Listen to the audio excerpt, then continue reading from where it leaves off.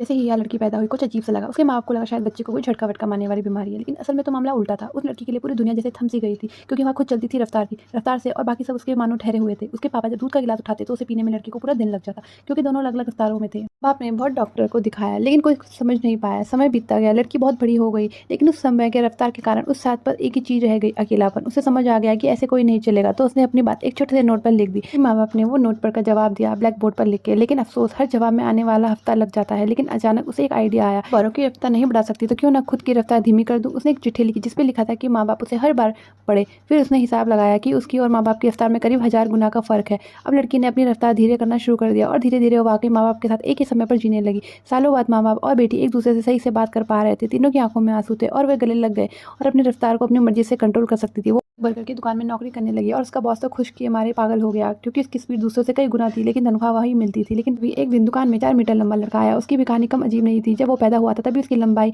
1 तिहाई मीटर से ज़्यादा थी। उसकी माँ खुद 5 फीट की थी, तो बच्चे को गोद में लेना भी भारी पड़ता था। जैसे-जैसे वो बड़ा होता गया, वैसे-वैसे उसकी लंबाई भी बढ़ती गई। 2 साल की उम्र में 2 मीटर और 5 साल की उम्र में 3 मीटर के करीब उसके माँ-बाप ने उसे कभी बाहर नहीं जाने दिया, क्योंकि उसे देखकर लोग डर जाते। वो दिन भर के अंदर रहता और कॉमिक्स और खिड़की से बाहर देखता रहता।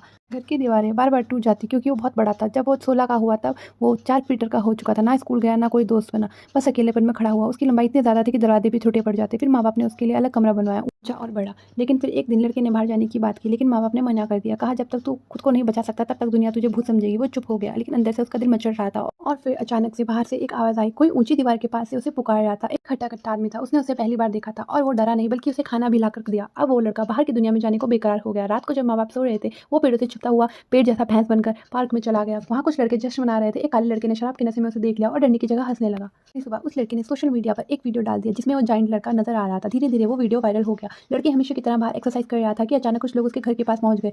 वही थे जो रात को मिले थे। उन्होंने उसे देखकर मुस्कुराया। वो सब उसके घर भी आए, उसके साइज के फर्नीचर देखे और हंसी मजाक किया। किसी ने उन्हें अपनी ताकत भी दिखाई। फिर वो उसे पार्टी में ले गए। सब वो पार्टी में पहुंचा तो हैरान रह गया। लोग उसे देखकर डर नहीं रहे थे, बल्कि तालियां बजा रहे थे। वो बहुत खुश हुआ और वहां पर एक तगड़ा स्टंट दिखाया। फिर माँ बाप को सोशल मीडिया से सारी खबर मिल गई। जब लड़का घर लौटा तो माँ बाप गुस्से में फट पड़े। कहा तुमने मुझे बचा कर रखा और तू हमारी मेहनत को यूं बर्बाद कर रहा है। और फिर जो हुआ उसके होश उड़ गए। माँ ने उसे एक फाइनल गाली जिसमें कई दूसरे जाइंट लोगों की जानकारी थी। कोई मारा गया, कोई म्यूजियम में रखा गया, कोई लैब टेस्टिंग के लिए।